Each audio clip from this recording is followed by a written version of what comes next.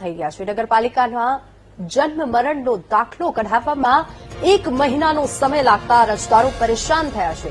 દાખલો કઢાવવા આવતા અરજદારો ધરમના ધક્કા ખાવા મજબૂર બન્યા।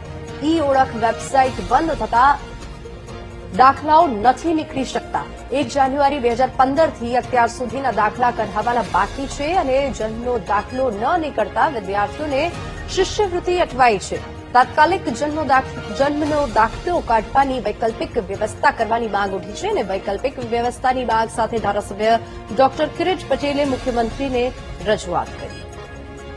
આજે હું પાટણ જે નગરપાલિકા છે ત્યાં મારા દીકરાના આજ 2024 અને 2023ના જે દાખલા છે જે હું લગભગ આ સુધી 5મી વાર અહીંયા આવી ગયો છું।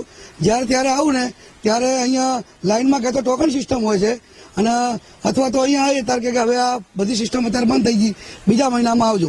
અત્યારે આંગણવાડીમાં અને દરેક જગ્યાની આધાર કાર્ડ કઢાવવા માટે બાળકોનું મને બહુ તકલીફ પડે છે।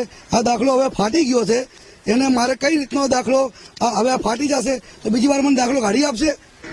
પોણાનો દાખલો જન્મનો લેવાયો હતો બરોબર, મહિનાથી રોજ ધક્કા ખવડાવે છે બરોબર, આજ આવો કાલ આવો, સોફ્ટવેર બંધ છે, એ રીતે ધક્કા ખાઈને મારો કામ ધંધો બગાડીને હું રોજ આવું છું।